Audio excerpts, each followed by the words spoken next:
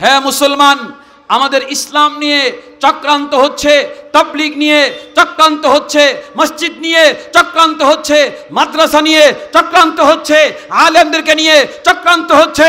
অতএব ইমানদার মুসলমান আর ঘুমিয়ে থাকার সময় নাই, অ্যালার্ট হতে হবে। এখন থেকে ইসলামের মোকাবেলায় যত বড় শক্তি আসুক না কেন, আমরা সকলেই এক হয়ে, ঐক্য হয়ে, সমস্ত মুসলমান ভেদাভেদ ভুলে গিয়ে এক ঐক্য হয়ে সমস্ত কাফের, মুশরিক, ইহুদি, নাসারা, বদ্দিন, বিশেষ করে মুনাফিকদের বিরুদ্ধে ঐক্যবদ্ধ জিহাদ করতে কারা কারা তৈরি আছি।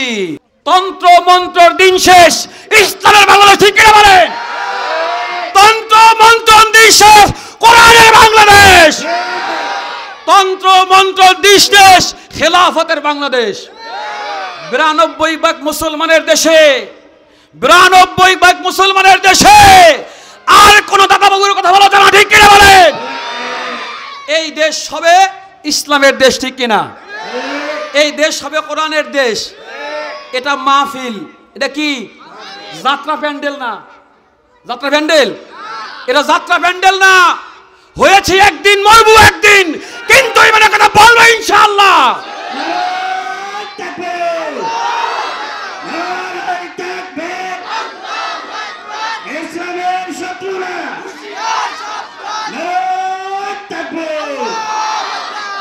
আজকে তাবলীগ জামাত, ইহুদিরা চাচ্ছে মুসলমানদের এই উত্থানকে, বিজয়কে ঠেকিয়ে দেওয়ার জন্য আমাদের মধ্যে এক চক্রান্ত করে তারা এই দাওয়াত তাবলীগের কাজকে কলঙ্কিত করবে, ঠিক কিনা বলেন?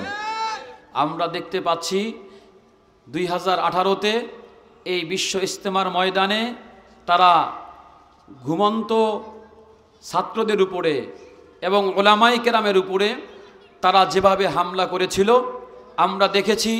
2013 সালে হেফাজতে ইসলামের ঘুমন্ত আলেমদের উপরে, মুসলিম জনতার উপরে আওয়ামী দুঃশাসনের জালেম সরকার রাতের বাতি অন্ধ করে দিয়ে, লাইট বিচ্ছিন্ন করে দিয়ে, মতিঝিলে শাপলা চত্বরে যেইভাবে রাতের অন্ধকারে মুসলমানদেরকে নির্বিচারে গুলি করে হত্যা করেছিল, ঠিক তেমনি ভাবে আমরা দেখতে পেলাম গত পরশুদিন আওয়ামী দুঃশাসনের তাদের সাথে মিল রেখে এই এতাআতি সাতপন্থী গুন্ডা বাহিনীরা এই ইজতেমার মাঠে অতর্কিতভাবে ঢুকে মুসলমানদের উপরে, আলেমদের উপরে, তাবলীগের সাথে উপরে হত্যাযজ্ঞ চালিয়েছে, ঠিক কিনা বলেন?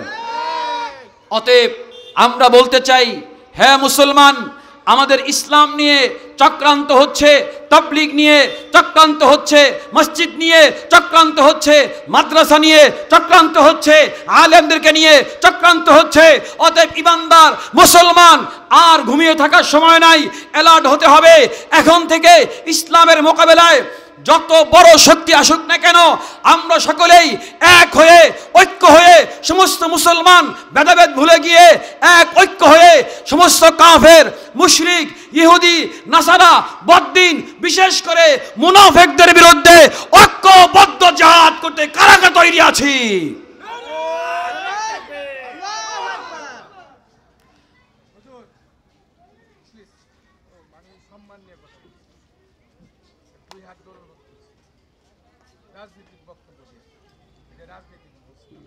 মার্সিটা বলছি, আমাদের হেফাজতকে মার্সিটা বলছি। জি প্লিজ, দুই হাত ধরে অনুরোধ করে সম্মানের সহিত বলছি। জি জি, এই কথাগুলো বলা হয়েছে নো নো নো না, আমি বলছি হেফাজত সরকার, এই সরকার, সেই সরকার যা হবার হয়েছে আমাদেরকে মারছে, এটা আমরা বলতে পারবো না। না, আমাকে মারছে এটা বলতে পারবো না, আমি ছিলাম সেখানে। আমি আপনাকে অনুরোধ করে বলছি প্লিজ, না কথা বুঝেন, আমি ছিলাম হেফাজতে, বুঝতে পারছি, প্লিজ আমাকে মারছে, কানতেও দিবেন না। হুজুর হুজুর প্লিজ এগুলো বলেন না, একবারে একবারে মানে দুই হাত ধরে অনুরোধ করে সম্মানের সহিত বলছি, প্লিজ প্লিজ। মত কারণ নাম উল্লেখ করি নাই দাদা, বললেন না এগুলো আমরা জালেম সরকার মরকার কইতেছেন, এই কইতেছেন না। আমাকে মারছে এটা বলছি আমি, হেফাজতের অন্ধকারে আমাকে মারছিল এটা বলছি আমি, আমরা সম্মানে বলছি। আপনি একদম জি জি প্লিজ, ঠিক আছে। আমরা জুলুমের বিরুদ্ধে কথা বলি, কোনো ব্যক্তি না, আমরা জুলুমের বিরুদ্ধে কথা, ঠিক কিনা বলেন? কারণ আর মাজলুম কয়দিন থাকবো? আমাকে আপনি মারবেন, আমি কানতেও পারবো না, আমি বলতেও পারবো না, বলেন তো আপনি। যে আমাকে আপনি মারছেন, এটা আমি বলতেও পারবো না? হ্যাঁ, তাহলে কই? 2013-তে আমি নিজে ছিলাম সেই ওই জায়গায়, আমার চোখের সামনে আমি দেখেছি কত লাশ, আমার চোখের সামনে দেখেছি আমার ভাইকে গুলি করা, বলতে পারছি না সেগুলো। অতএব তন্ত্র মন্ত্রর দিন শেষ, ইসলামের বাংলাদেশ ঠিক কিনা বলেন? তন্ত্র মন্ত্রর দিন শেষ, কোরআনের বাংলাদেশ। তন্ত্র মন্ত্রর দিন শেষ, খেলাফতের বাংলাদেশ। 92% মুসলমানের দেশে, 92% মুসলমানের দেশে আর কোন দাদাবাবুর কথা বলা যায় না, ঠিক কিনা বলেন? এই দেশ হবে ইসলামের দেশ, ঠিক কিনা? এই দেশ হবে কোরআনের দেশ। এটা মাহফিল, এটা কি যাত্রা প্যান্ডেল না? যাত্রা প্যান্ডেল? এটা যাত্রা প্যান্ডেল না। হয়েছে একদিন, মরবো একদিন, কিন্তু এই মানে কথা বলবো ইনশাআল্লাহ।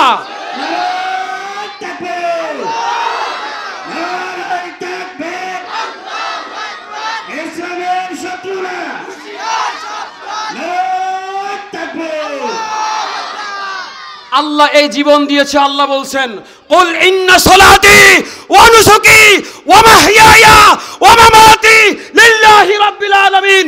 হে নবী, আপনি বলে দেন আমার নামাজ, আমার রোজা, আমার কুরবানি, আমার জীবন, আমার মরণ কার জন্য? জোরে বলেন কার জন্য? আরো জোরে কার জন্য? আল্লাহর জন্য। অতএব কোনো ভয় ভীতি, চোখ রাঙ্গানো আমরা ভয় পাই না, ভয় পাই না। আরে গতকালকে রাত্রেও তো 4 জন মারা গেছে, ঠিক কিনা বলেন? 4 জন মারা গেছে। আমি যেন সেই শহীদের কাতারে শামিল হতে পারি, ঠিক কিনা? প্রত্যেকটা মুমিনের জীবনের সবচাইতে বড় তামান্না শাহাদাতের মৃত্যু। নবীজি বলছেন যে আমার মনে চায় সুম্মা উকতাল সুম্মা উহিয়া সুম্মা উকতাল, দিনের জন্য, আল্লাহর জন্য শহীদ হব, ঠিক কিনা বলেন? অতএব আজকে কিছুক্ষণ আগে মারা গেছেন আমাদের রাজাবাড়ির হেকমত আলী মেম্বার, সে মারা গেছে না? মেডিকেলে ভর্তি ছিল, হেকমত আলী মেম্বার আসরের পরে মারা গেছে। আমিও একদিন মারা যাব, ঠিক কিনা বলেন? আপনারা সবাই মারা যাবেন, কোনো সন্দেহ আছে? বলেছেন কে? কুল্লু নাফসিন যায়িকাতুল মাউত। আল্লাহ বলেছেন প্রত্যেক নফসের মৃত্যুর স্বাদ গ্রহণ করতে হবে। আমিও মারা যাব, আপনিও মারা যাবেন। কোনো বাহাদুরি দুনিয়ায় চলবে না। জমিন কার? জমিন কার? আল্লাহর জমিনে বসে আল্লাহর সাথে তাগুতি করবা, মরতে হবে, ঠিক কিনা বলেন? জমিনের মধ্যে একদিন যেতে হবে, জমিনের নিচে যেতে হবে। ওই দিন তোমার মাস্তানি, ওই দিন তোমার অহংকার দুই পাশের মাটি চাপা দিয়ে দেখবে, ঠিক কিনা বলেন? কোনো সন্দেহ নাই। তখন তোমার দাদা বাবু, নেতা বাবু, তোমার বাবা মা কেউ থাকবে না। থাকবে? কেউ থাকবে না। অতএব আমরা বলতে চাই, আমরা মেডিকেলের বিছানায় মরতে চাই না, ঠিক কিনা? রাস্তায় অ্যাক্সিডেন্ট হয়ে মরতে চাই না, ঘরের বিছানায় মরতে চাই না। আমরা মরবো একমাত্র আল্লাহর রাস্তায়, ঠিক কিনা বলেন? অতএব আমরা সবাই মুসলমান। যারা মুসলমান না তাদের সাথে আমার কোনো কথা নাই, যারা মুনাফিক তাদের সাথে কোনো কথা নাই, কিন্তু যারা মুসলমান তারা অবশ্যই কোরআনের প্রতি সম্মান রাখে, ঠিক কিনা বলেন? অতএব আমরা চাই কোরআনের বিধান সমাজে বাস্তবায়িত হোক, ঠিক কিনা বলেন? আমরা চাই কোরআন ভিত্তিক সমাজ হবে, কোরআন ভিত্তিক, ঠিক কিনা বলেন? আল্লাহ রাব্বুল আলামিন মৃত্যু পর্যন্ত আমাদের সবাইকে হক্কানিয়তের সঙ্গে থাকার তৌফিক দান করুন। ওয়া আখিরু দাওয়ানা আনিল হামদুলিল্লাহি রাব্বিল আলামিন।